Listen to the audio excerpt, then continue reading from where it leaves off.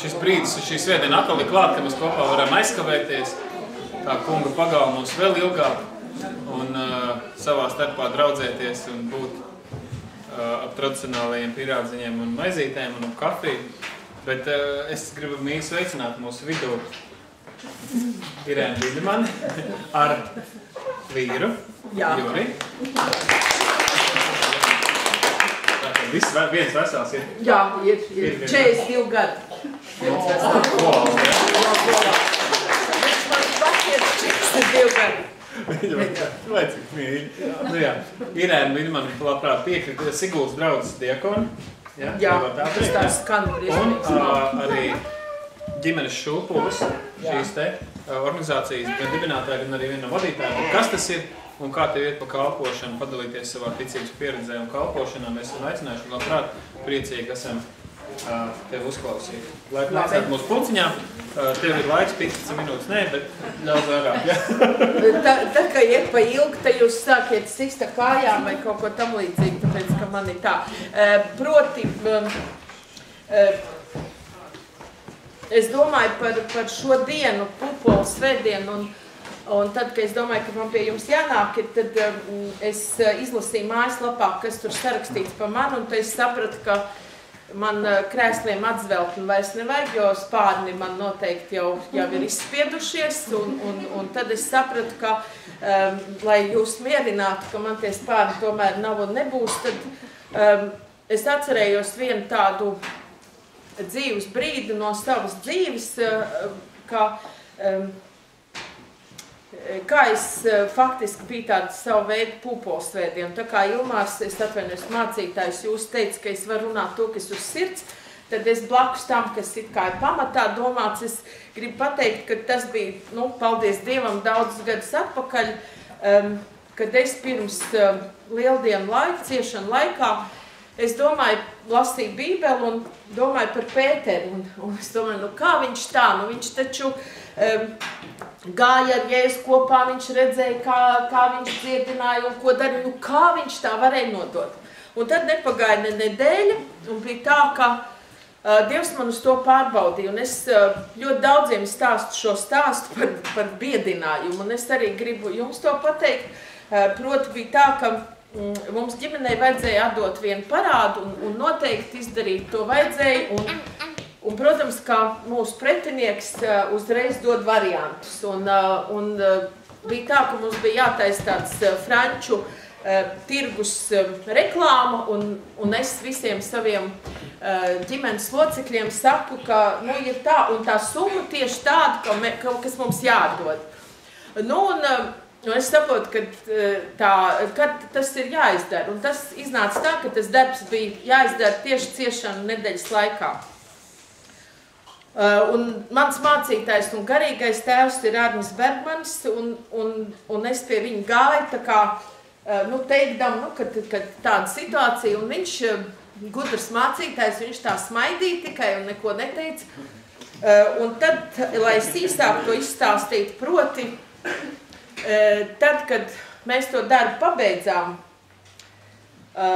lielā piekdienā gan mēs bijām uz, kaut ko tur tā kā mēģinājām izlīferēties ar Jēzu. Un tad, kad pirmdienā vai otrdienā mēs gājām saņemt it kā to naudu, tad viss tā reklāma bija dēļ tā, ka bija zaļi koki un tur viss bija lietus un tā, viss bija sagriezusies un mums to naudu nesamaksāja. Un tad, kad es aizgāju uz grēkstūdzi pie Bergmanīša, tad viņš teica, ko? Tev kāds nosita par to, ka tu nesamaksāji. Un kāpēc es to saku? Es saku tāpēc, ka ir vajadzīga tā paļāvība. Ir vajadzīga tā paļāvība, ka noteikti Dievs man būtu to visu nokārtojis. Un, protams, ka pareizi kā Arnis teica, ka nekas jau to nemainījās. Tā ir tā viena lieta, ko es gribēju pateikt. No vienas puses ir tas, ka mēs tā kā sodam kādus citus, un tad, kad mums nāk tas pārbaudījums, ka mums pašiem jāpierāda savu lielā ticību, tad viss tas ir galīgi garām. Nākošā lieta, par ko man tā kā ir gan paredzēts runāt, tas ir atkal tā ir liecība par to, ka es ar vīru kopā mēs kalpojām Raunā 4 gadus grūtnieču patvērumā, proti tur bija 38 māmiņas ar saviem bērniņiem, kuriem mēs bijām mamma, tētis, vecāmāte, vecais tēvs, čomene, viss, ko vajag, pilns komplekts, kas no ģimenē ir, kad ir liela ģimene ar 6 grūtniecēm un 6 bērniem. Un tāpēc mums ir tādi rūpju bērni, ja mazbērni mums ir 38. Un pēc tiem 4 gadiem mēs sapratām, ka tomēr ir svarīgi arī savu dzīvi un ģimeni, proti man mamma toreiz jau gulēja uz gultas un teiksim, bija jārūpējās arī Jurmamma, ir jau gados, un mēs tad aizgājām no pakāpieniem prom, bet paralēli ar vecmātu Rudītu Brūveri mēs domājam par to, ka vajadzētu ne tikai tādu vienkāršu patvērumu, bet ka vajadzētu arī izglītošanas tādu vietu.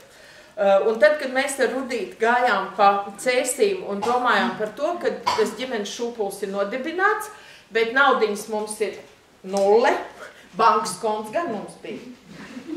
Un tad mēs domājam, vai nu īrēt, vai ko darīt. Mēs par to lūdzām, tad mēs aizbraucām uz Āraišu baznīcu, talkojām tur un domājam par to, ka tādā mācītāju mājā tas varētu būt. Nostrādājām, bet tur tas viss mums tā kā sajuk.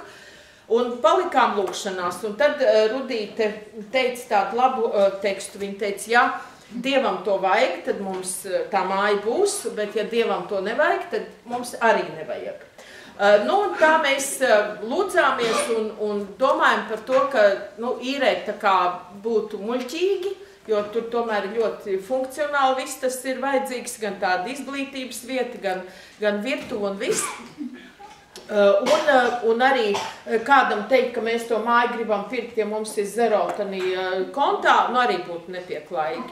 Un tā tas palika. Un tad vienā jaukā dienā, tas bija kaut kādā aprīlī, Rudītei zvana Guntas Melbārdas un saka, es esmu dzirdējis, ka jums vajag tādu patvērumu māju. Rudīte saka, jā, mums vajag. Viņš saka, mums pie Valmieras, tur mežā, skaistā vietā ir guļbaļķu māja, kur varbūt jums noderēs.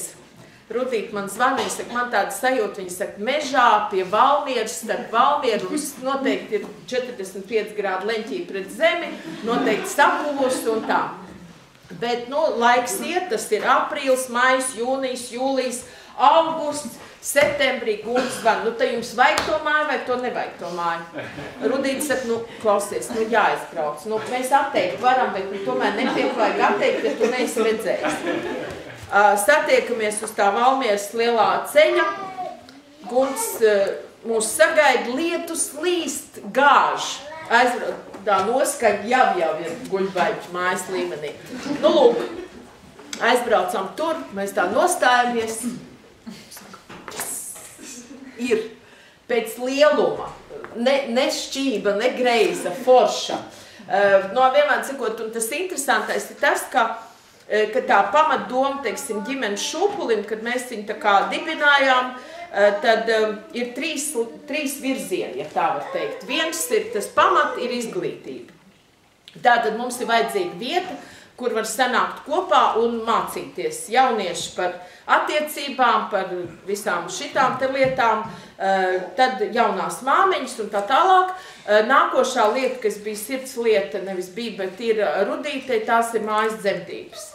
Un trešā lieta ir tā patvēruma vieta, proti 6 istabiņas, jo vairāk mēs māmiņas tā kā, lai radītu to ģimenes sajūtu, kas, protams, lielākai daļai nekad nav bijusi, tad vairāk par 6 ne. Un tātad mēs apskatījāmies to māju, kas ir interesanti, ka tai mājai viena, tātad trešā daļa, kur ir tas dzemdības saucamais gals, tur viņi vispār ir nodalīti, tur pat ieeja ir atsevišķi, ja?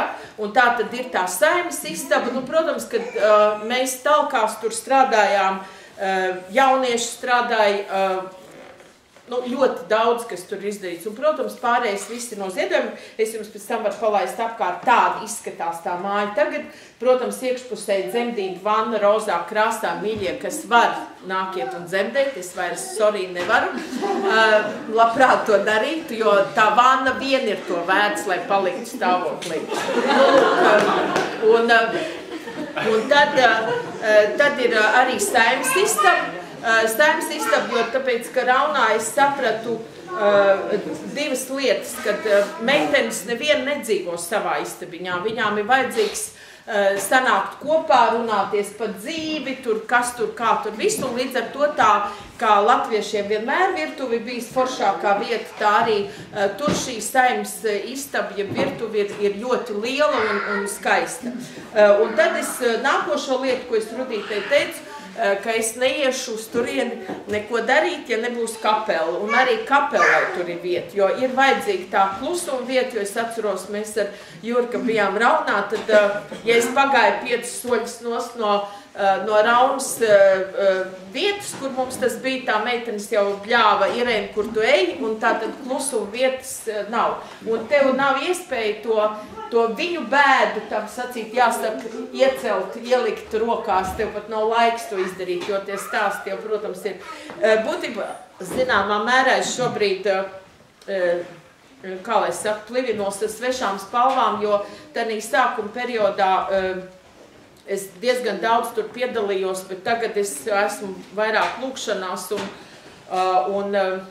un tajā, ka es saorganizēju jauniešus uz talkām, jo es eju arī pa skolām un runāju par, kā es vienmēr saku, seksu no rīta mūžums visai dienai, bet laulībā. Un tad es eju pa skolām, tad es viņiem saku, ka par to, ka es te jums runāju, tad jūs lūdzu brauciet uz talkām. Un diezgan veiksmīgi mēs ļoti daudz darbus esam izdarījuši, pateicoties tiem jauniešiem, kam tas ir vienkārši interesanti pastīties uz to vannu kaut vai. Nu, lūk, un tagad tā labā ziņa, varbūt tā atšķirība no Raunas ir tā, ka lielākā daļa, kas piedalās šajā projektā, ir ģimenes ar tiešām daudz bērniem, sākot ar 2, 3 un 5, kas ir mājās dzemdējuši pie Rudītes. Un līdz ar to viņi visi tur ir gudrīši, raksta projektus un visu kaut ko tādu, un līdz ar to tajā aktīvajā darbā es tur neesmu, bet es esmu lūkšanās par to, ka tad, kad tam būs jāiet gaisā, kā es saku, tad tas arī notiks. Mums tagad ir piešķirta Tetero fonds, piešķīra mums 1900, lai visa gada garumā mums notiek tur tā māmiņu dienas, ja tā var teikt, ja ģimenes dienas, kad atkal ģimenes ar bērniem vai tām, kas gaida bērniņus, viņi reizi mēnesī sanāk, tur ir labas, tiešām ļoti labas lekcijas, gan par krūtsbarošanu, gan par daudzām lietām, kas saistās ar ģimeni, par attiecībām, visu, un katru mēnesi tiek nodrošināts gan viņām ceļš, un tur ir dažādas, gan tās ģimenes, ko mēs saucam par labvēlīgām, un netik, teiksim, es pat nedomāju nelabvēlīgām, bet, teiksim, kurām, ir materiāls grūtības un kur, teiksim, nevarētu tā atbraukt, bet līdz ar to viņām caur to naudiņu ir nosegts ceļš un pusdienas garšīgas, un parasti mēs taisam tās pusdienas tādas, kas ikdienā it kā nav, un ka pasaka ķirbju zupu, tā viss tā, bet beigās ļoti garšīgi ķirbju zupu sanāk. Vienmēr sakot, tur viss tā ir tas izglītības darbs, tur notiek un tiek viss rakstīts, rakstīt tie projekti, un, protams, ka mums ir vajadzīga Dieva palīdzība, lai teiksim, mēs tiešām arī uzturētu tās māmiņas, ja, tad mums ir no mūsu bagātā kunga jāsaņem apstiprinājums lielam projektam, un kad tas būs, es vienkārši lūdzu par to, un lai Dieva prāts notiek tajās lietās, un viss būs kārtībā. Tā vēl viena doma par ģimenes šūpuli tā, ka mums būs tā saucamā naturālā saimniecība, mums ir upenes un teiksim, dārs būs viss, lai arī meitenes mācītos, protams, arī sevi uzturēt un principā strādāt. Ja? Jo no tie, kas nāk no bērnam, viņi jau nemāk ne tevi uzvārīt neko, viņiem liekas, ka viss tas tā krīt no gaisa. Nu, lūk, tā ir tā viena lieta. Nākošā, varbūt tīri par ģimenes šūpuli ir kādi jautājumi. Nav. Nākošā lieta ir... Vai ģimenes šūpulis, ja? Jā. Tur jau tagad pat uzšķir ar visu uzšķirās, uzreiz uzlec vai uzšķir kaut vai Irēna Bindeman, tad arī vieglāk ir. Bet katrā ziņā tur ir fotogrāfijas tādas, kā tā māja bija. Vēl starp citi tāda interesanta lieta. Zaļā duša. Jā, starp citu ir zaļa. Jā, tur ir vispār ļoti interesanti tā vistava. Vispār brauciet ciemos. Tanī mājaslapā noteikti varēs redzēt, kad tur notiek visas tās ģimenes dienas, un viss tiešām tas ir to vērts. Es saku, dēļ tās vannas vienas. Nu, lūk, bet vēl tāda interesanta lieta, man nav galva uz uzvārdiem, bija tā, ka arī tur, es nezinu, kaut kādā televīzijā vai kur tur man ģīme rādīja, un es stāstīju par to ģimenes šūpulu, un viena daktere bija to dzirdējusi, un viņa sāka domāt par to, kurā vietā tā māja atrodas, un izrādās, ka tanīs radu rakstos, proti, tas Guntis Melbārds, kas mums noziedoja to māju, viņš ir mazdēls tam cilvēkam, kuram pieder divas tādas mājas blakus. Un viņa tas vectēvs bija karā kopā ar to cilvēku, kas dzīvoja tanī mājā, pirms mēs tur ievācāmies, Gari Penteri.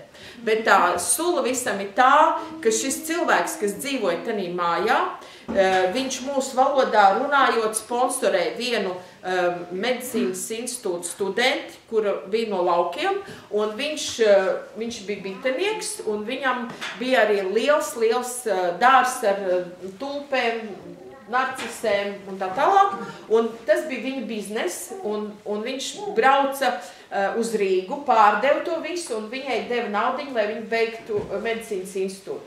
Un tad tā sieviete mums piezvanīja un teica, ka viņa saprot, ka tās ir tās mājas, un tā kā tas interesantais, viņa arī ir ginekologs, piedāvām pie viss, tā kā kaut kā tur viss tur Dievs tā kārto fantastiski, ko mēs nemaz tā nevaram iedomāties.